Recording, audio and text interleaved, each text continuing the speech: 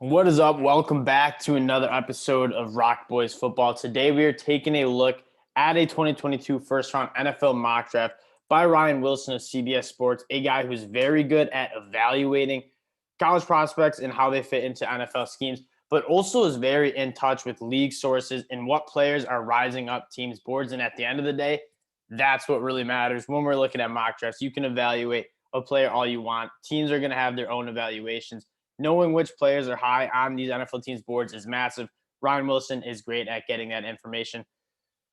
With that being said, thank you guys for the support on the channel, the likes, the subscriptions, the comments has been absolutely awesome. Me and my brother very much appreciate it. And let's get into this NFL mock draft. Aidan Hutchinson going number 1 to the Jacksonville Jaguars. So he has Travon Walker going 2. I want to talk a little bit about these two prospects. We talked about them a little bit on past episodes, but at the end of the day, as a Michigan man I do think Aidan Hutchinson is the best player in this draft class. I think in terms of just edge prospects, I think he showed the most technically refined tool bag of rush moves. He uses his hands very well. He has great burst off the line of scrimmage, very good bend to get around tackles, but he also just has a ton of power in his hands to go right through tackles. We saw him take advantage of that in the Ohio State game where tackles were kind of oversetting against him, kind of worried about that explosion around the edge, and Aidan Hutchinson would just go right through them. I think he possesses just kind of the all-complete prospect, in which I think Travon Walker kind of lacks that a little bit. You don't see those refined technical tool bag of rush moves that Aidan Hutchinson had. I get it. Travon Walker didn't have as many opportunities to rush the passer, hence the production is a little bit lower. He's a special prospect. I don't get me wrong, but I don't think you can take a top 5 pick on a guy who just didn't produce at a high enough level at the college level. It's an interesting discussion, but I do think Aidan Hutchinson is pretty clearly the number 1 edge. I have Travon Walker edge 4. All right.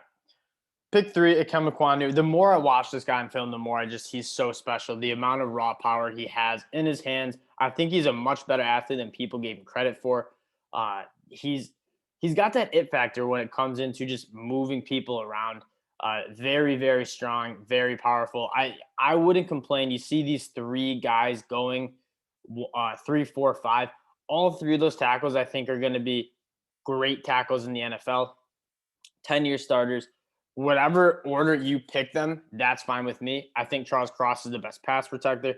I think Ikem Ekwonu is the best run road grader. And then I think Evan Neal is kind of a blend of both. He's got great size and he can kind of move people in the run game. But I also think he's really good in the pass game too, and pass pro. So all 3 of those tackles are worth the picks that they are at. I really do like that Charles Cross pick. I heard the Giants were working him out at right tackle during his pro day. So that's enticing to me. That combo with Andrew Booth, Charles Cross, I think the Giants finally solved that offensive line woes that they've been just kind of battling the last couple of years. And then the Carolina Panthers kind of get caught, not with their pants down, but with an empty bag. I think they're really eyeing these 3 tackles, and those 3 tackles obviously go before pick 6. So I think they take a shot at Malik Willis. I think it makes a lot of sense for a lot of reasons. Matt Rule, this will just give him a little bit more of a runway if he takes Malik Willis with this number 6 overall pick. I don't think they can fire him after next year. I think if they pass on Malik Willis, they start Sam Darnold, they have another losing season. I think Matt Rule could very well be out of a job by next year. So drafting Malik Willis, not only does it make sense for Matt Rule, but it also makes sense that you're just taking a stab at a guy with just a crazy, crazy high ceiling, with the athleticism he shows, with the arm strength he shows. I think he just needs some time to dial it in. A couple of years in the NFL should do. Kind of like Josh Allen, take a little bit. Kayvon Thibodeaux at pick 7. Plummeting on people's boards. We still have him as a top 5 prospect. The flashes of athleticism you see on his film are just, it's special. The problem is you do see those times where it's just like he's not impacting the game as much as like an Aidan Hutchinson, as much as an edge prospect that you would pick with a top 5 pick. But he struggled through injury. I think he's still a special talent. I think the Jets should be considering him at 4. I think the Giants could pick him at 5. I think it's very interesting because you take Charles Cross at 5 because if you don't, the Panthers probably take him at 6, versus you take Charles Cross at 5 and pass on Kayvon Thibodeaux. I don't think the Panthers will take Kayvon Thibodeaux with that 6th overall pick. And so Kayvon Thibodeaux probably going to fall into your laps at 7. So I think that's an interesting draft strategy for the Giants to be thinking about. Pick 8, Garrett Wilson, just an absolute special athlete. Yeah, obviously the Falcons need a wide receiver, a guy who can win vertically. He can win with the ball in his hand after the catch, create separation kind of with that full route tree. He's just got a little bit of that it factor. He's wide receiver 1 on my board. I like a lot about what he brings to the table, and the Falcons obviously need to retool that wide receiver room. Kyle Hamilton falling to 9. Again, a slow 40, a 4.7 40 at his pro day. I'm not concerned that much about the speed. This is one that I think there's just too much time between the last snap of the college football season and the NFL draft, and people just want to start talking. At the end of the day, Kyle Hamilton was one of the, if not the most impactful player on the college football field that we saw in 2021. A really unicorn of an athlete. He moves extremely well. Speed was never a question on the film. I mean, you saw the range where he had that interception against Florida State where he pretty much covered half the field with that ball in the air and goes up and makes a play on the football. He's a really special player that you can do a lot with. Bring him in the box. He's very good there. He's very good covering guys in man coverage in the nickel. And I think he still does have the range to play kind of that cover 1 center field safety position as well. This is one where don't overthink it. Watch the film. This dude is special. He should be a top 5 pick, in my opinion. Ahmad Sauce Gardner at 10. This makes a lot of sense. I think the Jets really hope Kyle Hamilton falls, especially having gone offensive line with that 4th overall pick. Ahmad Sauce Gardner just definitely has a higher floor than Derek Stingley when you're talking about cornerback 1, cornerback 2. Derek Stingley, I think, has the potential to be one of the best, if not the best cornerback in the NFL during his career. But I also think, obviously, the injuries are a concern. You haven't really seen him play good football in 2 years. Sauce Gardner has just been dominant for the last couple of years. I think with this number 10 overall pick, you don't want to miss. And if you don't want to miss, you take Ahmad Sauce Gardner, who's just he's really hard to see missing in the NFL and not being a good NFL football player. This is just too rich for me, quite frankly. I don't even like Devin. I'm lower on Devin Lloyd than most of the draft community. I think he's getting like Micah Parsons comps, which is just kind of completely wild. He's not even close. Yes, he blitzes off the edge on film, and it's impressive. But he's not close to being the athlete that Micah Parsons had. And Micah Parsons was the 12th overall pick. But I just don't see Devin Lloyd having that impact. He is good. He's got good ball skills. He's got good length. 6'3", former safety. Like, he's a good prospect. I just don't think he's a top 11 prospect. Especially with picking Jamin Davis in the first round of last year's draft. Are you really going to use your first 2 first-round picks in the last 2 years at the linebacker spot? There's just a lot of questions there. I think the Washington Commanders have a couple other spots that they could go address with that pick 11. Derek Stingley falls at 12 to the Minnesota Vikings. This seems to be chalky right now. Derek Stingley to the Vikings, like plus 250 on DraftKings. Again, a guy with a super endlessly high ceiling. It's just there's a lot of worries. Are you willing to overlook that risk and kind of it's just a risk and reward with Derek Stingley? Like there's a huge reward if you pick Derek Stingley and he pays out and you kind of get back to that true freshman film.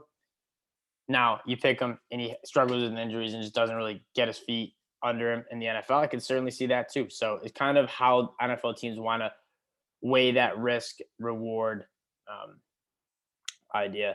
Number 13, the Houston Texans go with Drake London, a guy that I'm not extremely high on. I think he's obviously very good when it comes to contested catches. He's also really good after the catch. Like, I was more impressed than I thought I would be. He's very hard to bring down. I mean, 6'5", 220-pound guy. He's hard to bring down. Kind of runs the ball after the catch like Travis Kelce. Not saying he is Travis Kelce. It just reminded me of Travis Kelce a little bit. I have Chris Olave and Jameson Williams higher in terms of our wide receiver rankings, which you guys can go check out. We just posted that a couple of days ago.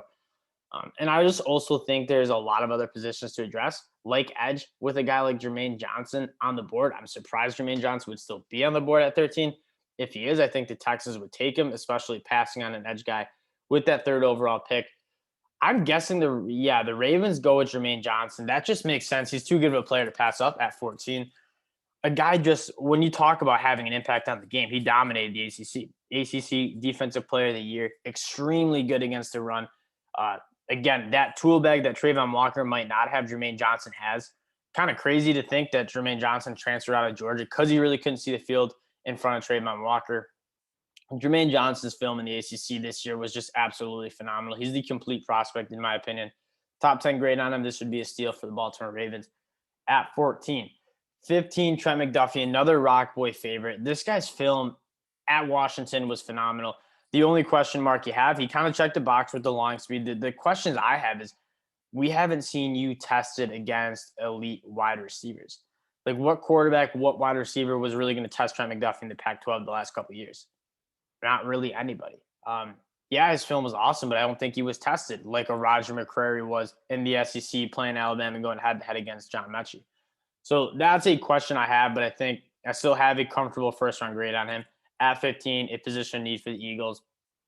I'm okay with that pick. This is where that trade came in. The Saints traded up to go get that 16th overall pick, and it looks like they're trying to draft this guy, Jameson Williams, because I think he's nervous. The Saints are nervous that the Eagles might get him. I think they're nervous that the Chargers might get him. Jameson Williams would be good fits with both teams.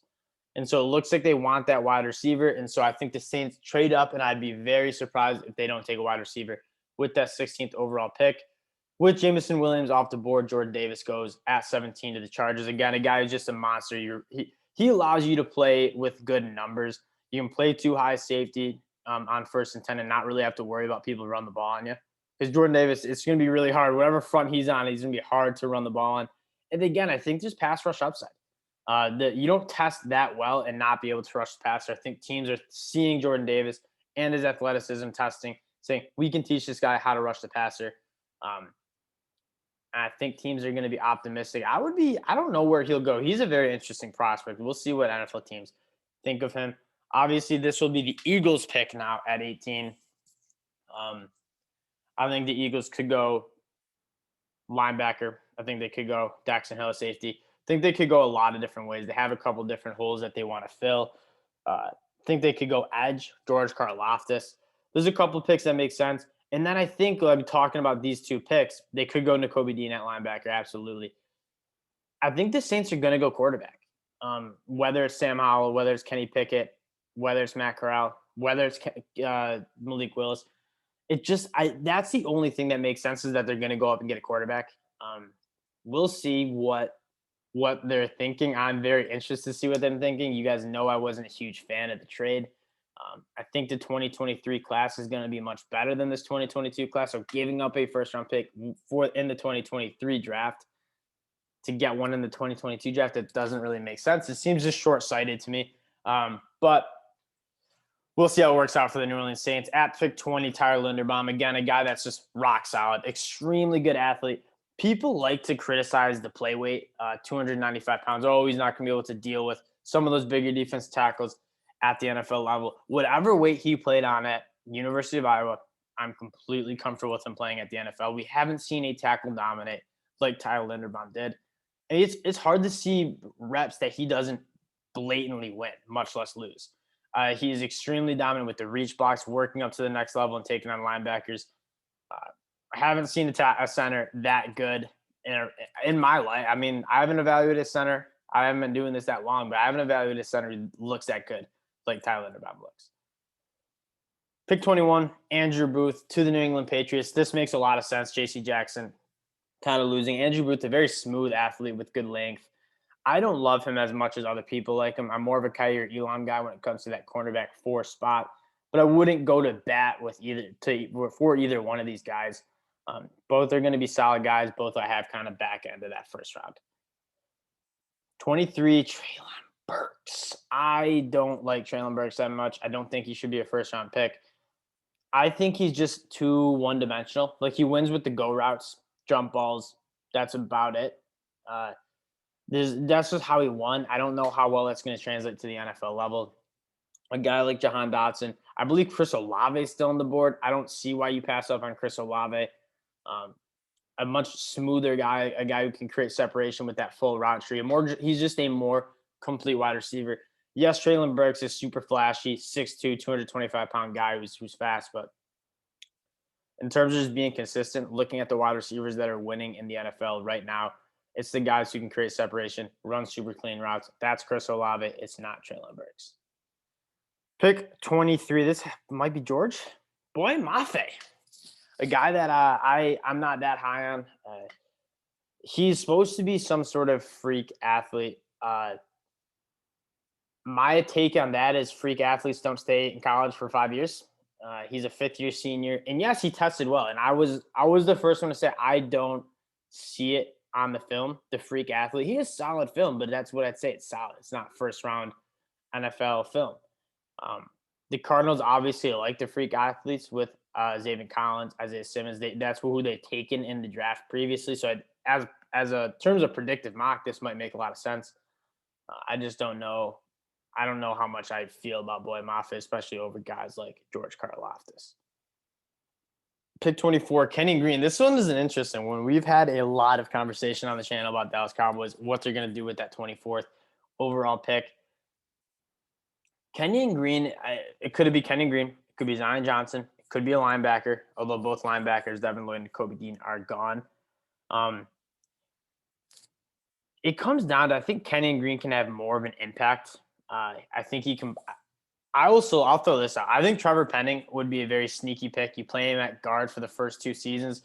Tyrone Smith getting older, and then maybe he can take over that left tackle spot. Because I think, quite frankly, Trevor Penning would be a better guard than both Kenyon Green and Zion Johnson. But Kenyon Green, in terms of just moving people around, thick lower half. So just an absolute wagon on him.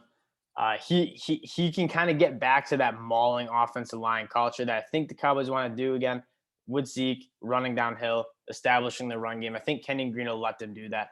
Interesting pick. Let me know in the comment section, Zion Johnson, Kenyon Green, maybe even Trevor Penning. It's a very interesting discussion where the Cowboys could go at that 24th pick. Daxton Hill, safety out of Michigan to Buffalo. You guys know I love Dax Hill, as I am a Michigan guy.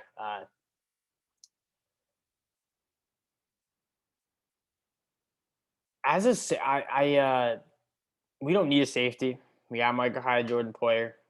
That being said, I love the Daxton Hill pick because I love the player. I think he can play nickel. He did so much for the University of Michigan. He played that single high safety spot. He played the nickel back spot. He's very good man coverage. He has great ball skills, tackles very well. He is a little undersized at 190 pounds, but he tackles extremely well. He's very tough, great at blitzing off the edge. He can kind of do it all. It's just that's one of those picks where you're just going to draft a good player and figure out a way to get him on the field. Not necessarily need, but draft a good player, figure out how to get him on the field. With Kaiir Elam at 25, I think that might be the safer pick, a guy that you know where he's going to play, is going to play that outside cornerback spot and be good there. But I do like the prospect in Daxton Hill. Tennessee Titans go get their quarterback. This is the idea that Ryan Tannehill isn't going to take you to the promised land. You surrounded him with a lot of talent. They won the AFC last year, had the first seed, and then I should say they won the regular season AFC, had the bye, and they kind of threw a dud in the playoffs. Obviously, it's just the question is, can Ryan Tannehill take you to a Super Bowl? I think in this mock they're saying no, he can't. 27, Zion Johnson. This pick makes a ton of sense. They need a guy who can start day one, week one at the interior. Zion Johnson is going to be a guy who you feel very happy with starting week one at the NFL level. So the Packers pass on Chris Olave at 22 and then get him at 28. I would reverse these roles just because I have Chris Olave higher, and I'd be more worried about him going off the board in the next 6 picks than it would be Treylon Burks. Getting these two guys, I think, would be awesome. Treylon Burks and Chris Olave kind of counter each other out really well. I think Chris Olave would take more of that Devonta Adams role where I'm going to win at a high level at the intermediate routes. I'm going to create separation, have some burners, have great hands. Just an extremely polished prospect. And then Treylon Burks, being that more physical guy, is just going to win the jump balls. I would really, if the Packers came away with Treylon Burks and Chris Olave, I'd be happy. Kansas City gets Devontae Wyatt, who's slipping a little bit. This guy's a freaky get-off. His get-off for 300 pounds is phenomenal.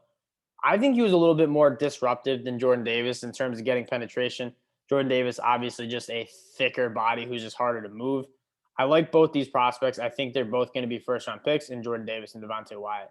Not sure who will go first. I personally have Jordan Davis as my first defense tackle just because I think his game is just going to translate. You know what you're getting. You're going to get a very good two-gapper and maybe a guy who can rush the passer too. Devontae Wyatt at 29, though, I like that pick a lot.